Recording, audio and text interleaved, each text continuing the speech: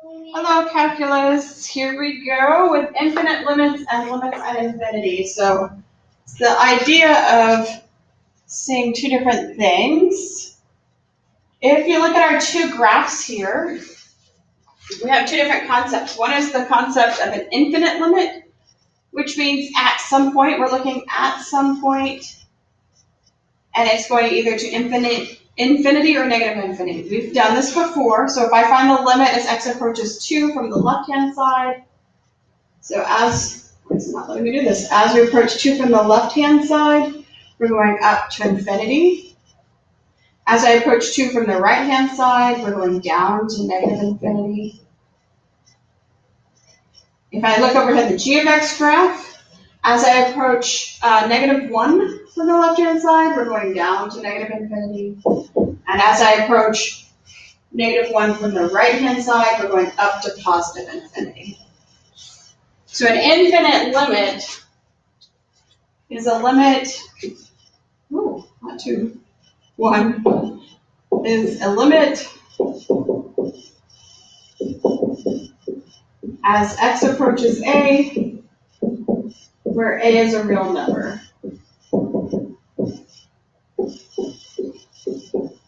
All right, so we're saying the limit is approaching a number. Good?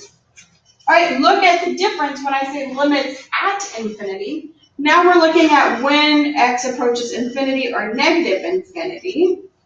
And we could do that for both graphs as well. So as x approaches infinity for this graph, we're getting close to what? This asymptote, which is right there at 2. And when x approaches negative infinity, it is also going up to that asymptote, which is 2.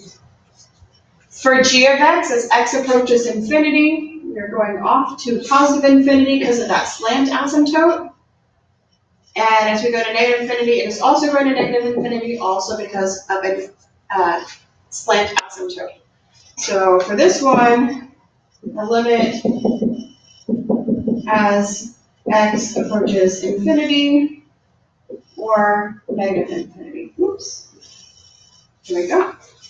So an infinite limit, we are approaching at some number and it's going off to either positive or negative infinity. At infinity, that's the limit as x approaches infinity or negative infinity. And we have two different cases. It could either go to 2 or it could go to infinity or negative infinity. So over here, for an infinite limit, it's always going to infinity or negative infinity.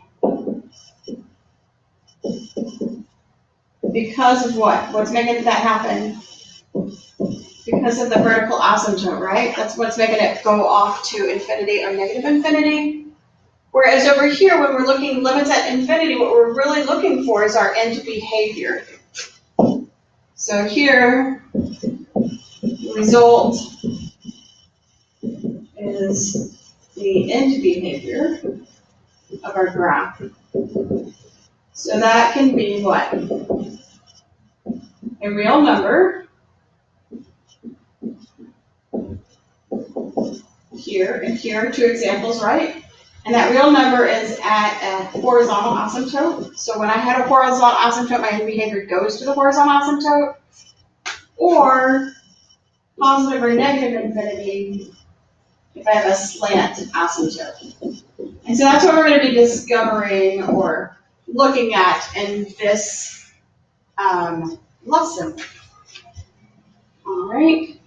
So we know from pre-calculus a couple of different things. We've studied rational functions in pre-calculus. We know when we have asymptotes and when we don't have asymptotes. We know things about end behaviors of cubic functions, right? We know end behaviors of quadratics. It's a little bit trickier when we have rational, so that's what we're going to look at real quick.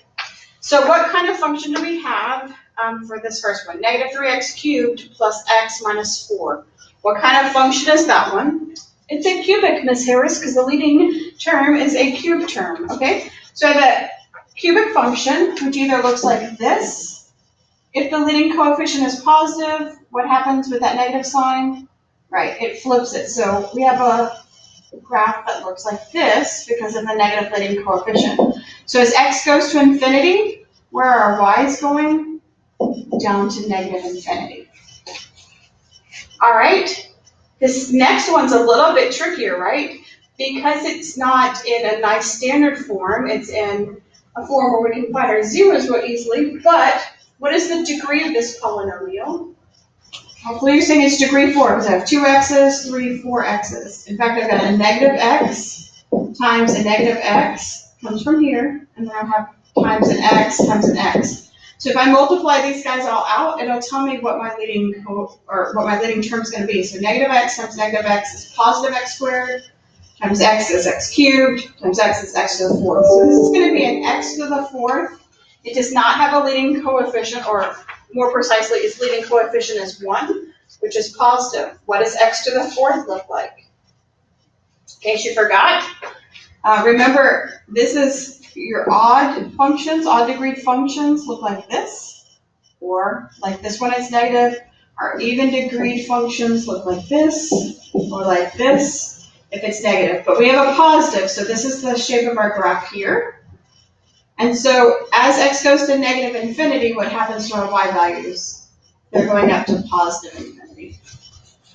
All right, and then that leaves us with a rational function. And so hopefully you remember with the rational function, this one's written differently. This would really be negative 2x plus 3. What do we look for? What do you have happening in the denominator?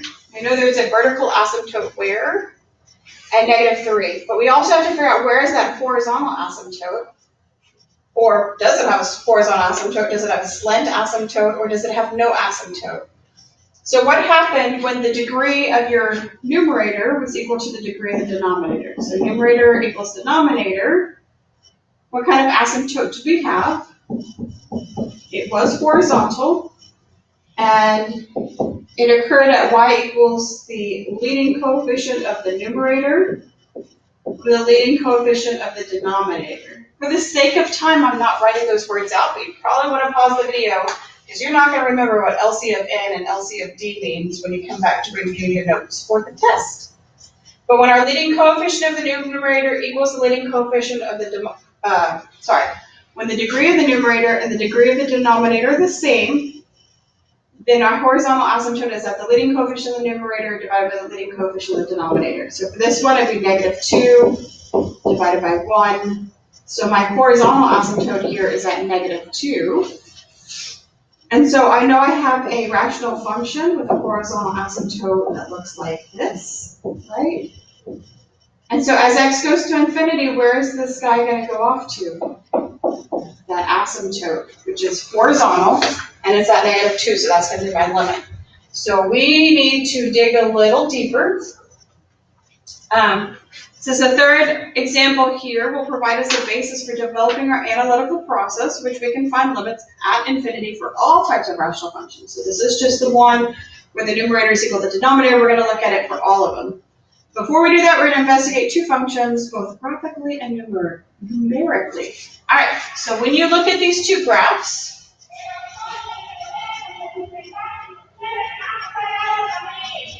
what can you say? They're screaming out in the hall. I had to listen to that real quick. What does each of the functions have in common algebraically, and what do they have in common graphically? So what's happening algebraically here? What can we say? Well, they both have a constant in the numerator. Do you agree with that? They both have some power of x in the denominator. What does that power of the x in the denominator do? Well, it tells me it's a rational function. Remember, if it's to an odd degree, we're going to have it an odd function around our origin. If it's an even degree down here, we're going to have an even function. So this piece of my graph gets flipped up here. All right. Graphically, what do they both have? They both have a vertical asymptote at x equals 0. So both of them have this asymptote here. And they both have the horizontal asymptote at y equals 0. All right. So that's it for in video 1. Next, we're going to come back and we're going to look at the 3 different types of options we have for asymptotes and how we're going to find limits for them. That's in the next video.